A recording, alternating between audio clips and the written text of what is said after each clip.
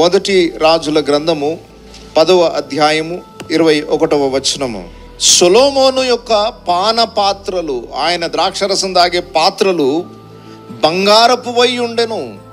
Lebanon అరణ్య మందిరపు పాత్రలను బంగారపువే, వెండిది ఒకటియూ లేదు. వెండిదే లేదంటే ఇక మట్టి పాత్రలు, కర్ర పాత్రలు ఉంటాయంటారా? సొలొమోను భోజనపు బల్ల దగ్గరనే వెండికి కూడా విలువ లేకుండా పోయింది. అలాంటిది దేవుని భోజనపు బల్ల ఎదుట ఘనమైన పాత్రలుగా ఉండేవి వెండి బంగారములు మాత్రమే తప్ప కర్రవియు మట్టివియు దేవుని భోజనపు బల్ల యొద్దకు తీసుకొని రాబడవు. దేవుని చేతిలో మనము మహిమకరంగా వాడబడాలి అని అంటే ఘనమైన పాత్రలుగా మన జీవితాలు ఉంటే తప్ప అవి దేవుని మహిమ కొరకు వాడబడే అవకాశాలు లేవు. ఘనమైన పాత్రలుగా వాడబడిన వారు బైబిల్ ఒక ఎగ్జాంపుల్గా, ఒక ఉదాహరణగా మనం తీసుకుంటే అపోస్తలుల కార్యములు 9వ అధ్యాయం 15వ వచనం చూడండి. అపోస్తలుల కార్యములు 9వ అధ్యాయము 15వ వచనం. అందుకు ప్రభువు నీ వెళ్ళుము, అన్యజనుల ఎదుటను రాజుల ఎదుటను ఇజ్రాయేలు ఎదుటను నా నామము భరించుటకు ఇతడు నేను ఏర్పరచున్న సాధనమై ఉన్నాడు. ఇతడు నా నామము కొరకు ఎన్ని శ్రమలను అనుభవింపవలనో నేను ఇతనికి చూపుదునని అతనితో చెప్పాను. చాలు. దేవుడు సౌలుని దర్శించిన తర్వాత అతని గూర్చి పలికిన మాటను చూడండి. అందుకు ప్రభు నీవు వెళ్ళుము, అన్యజనుల ఎదుటను రాజుల ఎదుటను ఇజ్రాయేలుల ఎదుటను నా నామము భరించుటకు ఇతడు నేను ఏర్పరచుకొనిన సాధనమై ఉన్నాడు. ఫుట్ నోట్లో సాధనము అన్న పదానికి ఒరిజినల్ వర్డ్ ఏంటిది? పాత్ర అయి ఉన్నాడు. ఇక్కడ పౌలు ఒక పాత్రగా వాడబడుతున్నాడు. ఇతడు నా కొరకు ప్రత్యేకముగా ఏర్పరచబడిన పాత్ర. రాజుల ముందు, అధికారుల ముందు నా నామాన్ని ప్రకటించే పాత్ర ఇది ఘనమైన పాత్ర. నా మహిమ కొరకు నేను వాడుకునే పాత్ర. పౌలును గురించి దేవుడు పలికిన అద్భుతమైన సాక్ష్యం. అతడు రక్షింపబడిన నాడే అతడు ఏ గొప్ప పాత్రగా వాడబడబోతున్నాడో దేవుడు అననీయ అనే ఒక ప్రవక్తకి దేవుడు తెలియజేస్తున్న మాట ఇది. ఈరోజు ప్రతి ఒక్క వ్యక్తి కూడా ఏదో ఒక పాత్రగా నియమించబడ్డారు. అయితే మన జీవితంలో మనము ఘనమైన పాత్రలమా ఘనహీనమైన పాత్రమా ఎలా గుర్తించాలి? 2 రకాల పాత్రలు ఉన్నాయి. మనం ఏ రకమైన పాత్రలమో ఎలా గుర్తించాలి?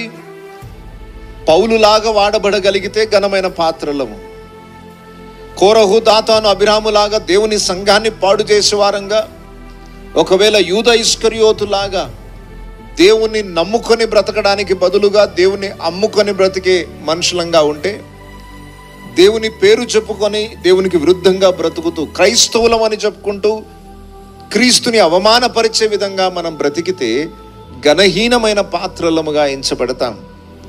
దేవుని శిక్షకు పాత్రులమవుతాం. దేవుడు ఘనహీనమైన పాత్రలను కాదు, ఘనమైన పాత్రలని ఇంకెక్కువగా వాడుకోగలుగుతాడు. పౌలు ఇంకేం చేయలేదు పరిచర్య. అప్పుడే దేవుడు చెప్పేశాడు, ఇతడు నా కొరకు స్పెషల్ వెజల్ అని, నా కొరకు ఒక ప్రత్యేకమైన పాత్ర ముందే సెలెక్ట్ చేసుకున్నాడు. ఎందుకంటే దేవునికి తెలుసు ఇది ఒరిజినల్ గోల్డ్ అని. మీరు గోల్డ్ కొనేటప్పుడు హాల్ మార్క్ ఉంటుంది, దాని మీద ఒక సీల్ వేస్తారు. ఆ ముద్ర ఉంటే అది చాలా మేలిమి బంగారం అని స్త్రీలకు అందరికి తెలిసే ఉంటుంది. బంగారం ఎక్కడ పడితే అక్కడ మీరు కొనరు. మంచి మేలిమి బంగారం కావాలంటే దాని మీద ఒక సీల్ ఉండాలి, ఒక ముద్ర ఉండాలి. హాల్ మార్క్ అంటారు దాన్ని. కంపెనీ తరపున ఇది ఒరిజినల్ అని చెప్పేసి దాని మీద ఒక ముద్ర వేస్తే దాని విలువ పెరుగుతుంది. దేవుని మందిరములో బంగారు వెండి పాత్రలు ఉంటాయి, వాటికి కూడా సీల్ ఉంటుంది. ఆ హాల్ మార్క్ ఉన్న ఆ యొక్క వస్తువు డిమాండ్ ఎక్కువ. ఎందుకంటే అది కంపెనీ వాళ్ళు నిర్ధారించారు, ఇది ఒరిజినల్, దీంట్లో కల్మషమే లేదు, దీంట్లో లోపమే లేదు, ఇది మేలిమి బంగారం అని కంపెనీ వాడే ముద్ర వేసిస్తే దాని విలువ పెరిగిపోతుంది. ఇప్పుడు మన మీద వేసే ముద్ర ఏంటో ఒకసారి చూద్దాం. మనం చదువుకున్న మూల వాక్యంలోనే 2వ తిమోతి పత్రిక 2వ అధ్యాయం 19వ వచనం చూద్దాం. గొప్ప ఇంటిలో అయినను దేవుని యొక్క స్థిరమైన పునాది నిలకడగా ఉన్నది. ప్రభువు తన వారిని ఎరుగును అనుననియు, ప్రభువు నామంను ఒప్పుకొను ప్రతివాడును దుర్నీతి నుండి తొలగిపోవాలనను అనునదియు దానికి ముద్రగా ఉన్నది. చాలండి. దానికి ముద్రగా ఏమున్నది? ప్రభువు నామము ఒప్పుకొను ప్రతివాడును దుర్నీతి నుండి తొలగిపోవలను అనే ముద్ర దాని మీద ఉంది. ఏ విశ్వాసి మీద అయితే ఈ ముద్ర ఉంటుందో, అంటే ఇతడు దేవుని కొరకు నియమింపబడిన వాడు, ఇతడు అపవిత్రత అంతటి నుండి దూరముగా పారిపోచున్నవాడు అని మన మీద సీల్ పడ్డదనుకోండి,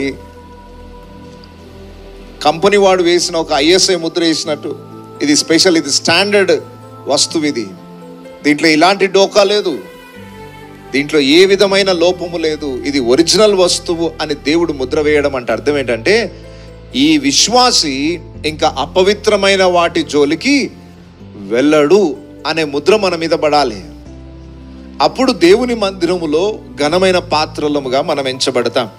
అలా ఎంచబడాలంటే పౌలు కూడా దాన్ని స్పష్టంగా వ్రాసాడు. చూద్దాం 21వ వచనం. ఎవడైనను వీటిలో చేరక అంటే పైన కొన్ని విషయాలు చెప్పాడు. దుర్బోధకులు ఉన్నారు, దేవుని సంఘాన్ని పాడు చేసే మనుషులు ఉన్నారు.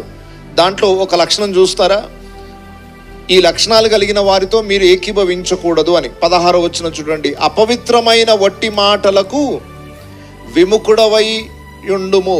అపవిత్రమైన వట్టి మాటలు. నేను ఇక్కడున్న వారిని అందరిని అడుగుతున్నాను, ఒక నెల గడిచిపోయింది కొత్త సంవత్సరంలో, కొన్ని వేల కొలది మాటలు మన నోటితో పలికి ఉంటాము. మనము మాట్లాడిన మాటలలో అపవిత్రమైన మాటలు ఎన్ని ఉన్నాయి? అపవిత్రమైనవి, వాటికి తోడుగా వట్టి మాటలు అంటే పనికిరాని మాటలు. పెద్ద తప్పేం కాదు, కానీ కాలక్షేపణ కొరకు మాట్లాడుకునే మాటలు ఉంటాయి. నువ్వు మాట్లాడుకునే మాట ఎంతవరకు అది ఉపయోగకరంగా ఉంది, ప్రయోజనకరంగా ఉంది, ఎదుటివానికి దీవెనకరంగా ఉంది, ఆ మాటలో ఎంత సత్యం ఉంది, యథార్థత ఉంది, ఆ మాట ఎంతవరకు దేవుని ఘనపరిచేదై ఉంది, ఇవేమీ ఆలోచించకుండా మూర్ఖంగా అనాలోచితంగా వ్యర్థమైన మాటలు మనం పలికితే మనము ఘనమైన పాత్రలముగా ఎంచబడము. ఇట్టి వాటితో మీరు ఏకీభవించకుండా ఉంటేనే. మనకు ఒక సామెత కూడా ఉంది, వట్టి మాటలు కట్టి పెట్టవై, గట్టి మేలులు తల పెట్టవై. వట్టి మాటలు పక్కన పెట్టండి. మీరు ఘనమైన పాత్రలుగా ఉండాలంటే మీరు బాత్రూంలో కూర్చోదు, అక్కడుండే జగ్గులు వేరు. మీరు ఘనమైన పాత్రలుగా ఉండాలంటే, మిమ్మును మీరు ప్రత్యేకతని నిరూపించుకోవాలంటే మాటల్లో ప్రత్యేకత కనబడాలి. ఒక మనిషిని చూస్తే అర్థమైపోతుంది, మాటల్లో పట్టులేదు, ఈ మాటల్లో యథార్థత లేదు, ఈ మాటల్లో పరిశుద్ధత లేదు, ఆవేశమే తర్వాత తప్ప జ్ఞానం లేదు. ఇందులో అర్థమైపోతుంది మనిషిని చూస్తే. మనిషి తన నోటి మాట చేత పట్టబడతాడు. వట్టి మాటలు మాట్లాడుతున్నాడు, మాటల్లో పట్టు లేదు, మాటల్లో జ్ఞానం లేదు, మాటల్లో యథార్థత లేదు అని అంటే అర్థమైపోతుంది, ఇతడు ఘనమైన పాత్రగా ఉండుటకు యోగ్యుడు కాదు. మీరు బాగా గమనించండి, మీరు అపవిత్రమైన వట్టి మాటలకు నీవు విముఖుడవై ఉండుము, అట్టి మాటలాడు వారు మరి ఎక్కువ భక్తిహీనులగుదురు. అలాగే మాట్లాడుకుంటూ వెళ్తున్నారు అనుకోండి, ఉన్న విలువ కూడా పోతుంది. మిమ్మును మీరు పవిత్రపరచుకొనకపోతే ఘనమైన పాత్రలుగా వాడబడలేరు. ఈ రాత్రి దయచేసి ప్రతి ఒక్కరు గుర్తించండి, పరిశుద్ధత దేవునికి చాలా ప్రాముఖ్యమైన. దేవుని దృష్టిలో పరిశుద్ధత అనేది చాలా విలువైంది. ఆయన పరిశుద్ధుడు కనుక మనము కూడా పరిశుద్ధులముగా ఉండాల్సిందే, ఇక చాయిస్ లేదు. అక్కడ దేవుని బల మీద నీ ఉండాలంటే, ఒక బలమైన పాత్రగా, బంగారు పాత్రగా ఉండాలంటే అక్కడ తప్పకుండా చేయవలసిన పని, వీటిలో చేరక తన్ను తాను పవిత్ర పరచుకొనిన ఎడల వాడు పరిశుద్ధ పరచబడి. అంటే నీ వైపు నుండి నువ్వు చేయాల్సిన పని ఉంది. నేను ఏ విధమైన అపవిత్రతకు చోటు ఇవ్వను, ఏ పరిస్థితుల్లోనైనా నా పరిశుద్ధతను కాపాడుకుంటాను. నా తలంపుల్లో, మాటల్లో, క్రియల్లో, నడవడికలో ఏ విషయంలో నీకైనా అపవాదికి నేను చోటు ఇవ్వకుండా బ్రతుకుతాను అని నువ్వు నిర్ణయం తీసుకుంటే దేవుడు నిన్ను పరిశుద్ధపరిచి ఘనమైన పాత్రగా చేసుకుంటాడట. బాగా వినండి, యజమాని వాడుకునేది ఘనమైన పాత్రలు మాత్రమే. ఘనహీనమైన పాత్రలు పనులు వాడుకుంటారు. గొప్ప ఇంట్లోనే ఉంటాయి ఆ పాత్రలు కూడా, కానీ యజమాని వాడుకోవడానికి ఉపయోగపడే పాత్రలు మాత్రము ఘనమైన పాత్రలు మాత్రమే. ఇక్కడ చాలా జాగ్రత్తగా మనం గమనించాలి. గొప్ప ఇంట్లో ఘనహీనమైన పాత్రలు కూడా ఉంటాయి, కానీ రారాజు అయిన వ్యక్తి ఘనహీనమైన పాత్రలు ముట్టుకోడు. పనులు ముట్టుకుంటారు. యజమాని ముట్టుకొని వాడుకునేవి ఘనమైన పాత్రలు. అక్కడ మీరు అదే వచనంలో చూడండి, యజమానుడు వాడుకొనుటకు అర్హమైన ప్రతి సత్కార్యమునకు సిద్ధపరచబడి ఘనత నిమిత్తమైన పాత్ర అయి యుండును. నిన్ను నువ్వు పవిత్రపరచుకుంటే యజమాని నిన్ను వాడుకుంటాడు, వాడుకునే పాత్రగా నిన్ను నియమిస్తాడు, తీసుకెళ్ళి నిన్ను భోజన బల్లపు మీద పెడతాడు, నాకు కావాలి నువ్వు అని. సౌలు లోపల దేవుడు ఆ క్యారెక్టర్ని చూశాడు. చూసి అతన్ని పౌలుగా ఒక అద్భుతమైన సాక్షిగా, అపోస్తలుడుగా దేవుడు అతన్ని వాడుకున్నాడు. ఆయన లోపల ఆ లక్షణాలు కనబడ్డాయి. దేవుని కొరకు రోషం కలిగి బ్రతకాలన్న నిర్ణయం పౌలు రక్షింపబడిన నాడే నిర్ణయం తీసుకున్నాడు. ఇక బ్రతుకుట క్రీస్తే, చావైతే లాభం అని రక్షింపబడిన నాడే నిర్ణయం తీసుకున్నాడు. ఆ నిర్ణయం మీద నిలిచున్నాడు కనుక దేవుని గొప్ప ఇంటిలో ఒక గొప్ప పాత్ర అపోస్తలుడైన పౌలు. హెబ్రీ పత్రిక 11వ అధ్యాయంలో ఉన్న పాత్రలన్నీ రాజుగారి కొరకు వాడబడే పాత్రలు. ఈరోజు ఇక్కడున్న మనము ఎంతమంది ధైర్యంగా చెప్పగలము, నేను రాజుగారి చేతుల్లో వాడబడే పాత్రను? ఇదేం మట్టి పాత్ర కాదు సాతాన్ చేతుల్లోకి వెళ్ళిపోవడానికి, మనుషుల చేతుల్లోకి వెళ్ళిపోవడానికి. ఇది ఒరిజినల్ బంగారం. ఇది రాజుగారి కొరకు ప్రతిష్ఠింపబడింది. నా జీవితం దేవుని కొరకు ప్రతిష్ఠింపబడింది అనే గ్రహింపుతో ఎవరైతే బ్రతుకుతారో దేవుడు వారిని, ఆ యజమానుడు వారిని వాడుకుంటాడు. మంచి కార్యముల కొరకు, నీతి కార్యముల కొరకు, తన చిత్తమును భూమి మీద నెరవేర్చుటకు అట్టి పాత్రలు దేవునికి కావాలి. మీరు అక్కడ ఆ వచనంలోనే స్పష్టంగా రాయబడింది, వారు అర్హమై అంటే అర్హులై ప్రతి సత్కార్యమునకు సిద్ధపడి ఘనత నిమిత్తమైన పాత్రగా ఉంటారు. ప్రతి సత్కార్యము చేయడానికి దేవుడు ఆ పాత్రలను వాడుకుంటాడు. దేవుడు భూమి మీద ఏదైనా తన నామము నిమిత్తం పని చేయించుకోవాలనుకుంటే ఆయన ఎప్పుడు వాడుకున్నా ఈ ఘనమైన పాత్రలనే వాడుకుంటాడు. ఈరోజు దేవుని చేతుల్లో వాడబడే పాత్రగా నిన్ను నీవు రూపించుకుంటేనే రేపు నిత్య జీవంలో ఘనతను పొందుతావు. ఇక్కడ నీవు జీవించే విధానము, నీ వాల్యూను నువ్వు పెంచుకోవాలి, నీ విలువలను నువ్వు పెంచుకోవాలి. నీకు విలువ వచ్చేది దేవుని చిత్తానుసారంగా నడుచుకోవడం ద్వారా. లోక సంబంధమైన అపవిత్రతకు నిన్ను నువ్వు దూరం చేసుకొని ప్రతి దినము పరిశుద్ధతలో నువ్వు పరిపూర్ణం అవుతేనే, పౌలు నడిచిన అడుగుజాడల్లో నడిస్తేనే, మన ముందు నడిచిన భక్తుల యొక్క అడుగుజాడలను చూసుకుంటూ లోకానికి దూరం అవుతూ దేవునికి దగ్గర అవుతూనే, అలా ఉంటేనే మనము దేవుని గొప్ప ఇంటిలో గొప్ప పాత్రలుగా ఉండగలుగుతాం. ఇంత గొప్ప ఇంటిలో నా స్థాయి ఏంటి? నేను దేని చేతుల్లో వాడబడుతున్నాను? ఎవరి చేతుల్లో వాడబడుతున్నాను? పనికిరాని వస్తువుగా ఉండిపోయానా? నీ భోజనపు బల్ల మీద పాత్రగా ఉన్నానా? నీవు వాడుకునే పాత్రగా ఉన్నానా? ఈ పాత్రను తీసి బయటపడేయండి అన్న స్థితిలో ఉన్నాను. ఈ చీపురు కర్ర తీసుకొని బయట పెట్టేసేయండి. మనం చీపురు, డస్ట్బిన్స్ ఇవన్నీ బయట పెట్టుకుంటాం. ఇల్లు ఉడవడానికి వాడుకుంటాం చీపుర్ని, కానీ ఇంటి మధ్యలో బెడ్ మీద పెట్టుకుంటారు దాన్ని. అవసరాన్ని బట్టి వాడుకుంటాం, కానీ దీన్ని తీసుకెళ్ళిపోయి మళ్ళీ ఇంటి బయట డస్ట్బిన్ దగ్గరనే పెట్టేస్తాం. కొంతమంది వాడబడుతుంటా కానీ చాలా సంతోషిస్తుంటారు. నేను కూడా సేవలో వాడబడుతున్నానండి. అయ్యా వాడబడుతున్నావు కరెక్టే, కానీ తీసుకెళ్ళిపోయి మళ్ళీ ఎక్కడ పెడుతున్నాడు దేవుడు? దేవుడు వాడుకున్నంత మాత్రాన నువ్వు ఘనమైన పాత్రవు కాదు. వాడుకోవడానికి ఏ విధమైన పాత్రగా పరిశుద్ధత జీవిస్తూ నువ్వు వాడబడితే సంతోషం. ఇప్పుడు యూదా ఇస్కరియోతు యేసు ప్రభుతో ఉన్నప్పుడు వాడబడ్డా లేదా? మిగతా 11 మంది శిష్యులకు ఇచ్చినట్టుగానే కృపావరాలు ఇచ్చి రోగులను స్వస్థపరచడానికి, బంధకాలను విడిపించడానికి యూదా ఇస్కరియోతు కూడా వాడబడ్డాడు.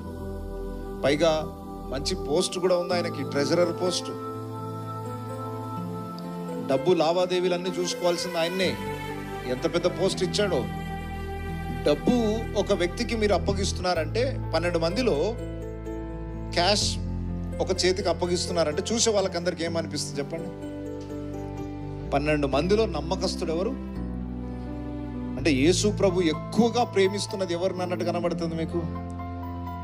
12 మందిలో డబ్బు సంచి. యూదా ఇస్కరియోతు చేతిలో పెట్టాడు ఆయన.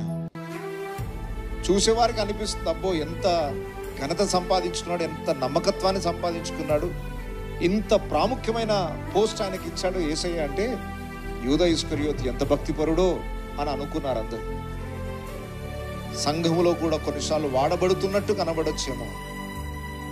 దేవుడు కృపను అందరికీ సమానంగా పంచిపెట్టాడు, కానీ ఒక టైం వస్తుంది, ఘనమైనవి ఘనహీనమైనవి వేరు చేసే టైం వస్తుంది. కనబడేటప్పుడు అన్నీ బాగానే వాడబడుతున్నట్టు కనబడతాయి. ఒక టైం వస్తుంది, వేరు చేసే టైం. గొర్రెలను మేకలను వేరు చేయండి, గురుగులను గోధుమలను వేరు చేయండి. వేరు చేసే టైం వస్తుంది. అప్పుడు మట్టి పాత్రలు, కర్రతో చేయబడినవన్నీ శిథిలమైపోతాయి. బంగారు వెండి పాత్రలు మాత్రమే, అవి ముద్రింపబడినవి, ఒరిజినల్వి కనుక అవి దేవుని రాజ్యానికి కొనిపోబడతాయి.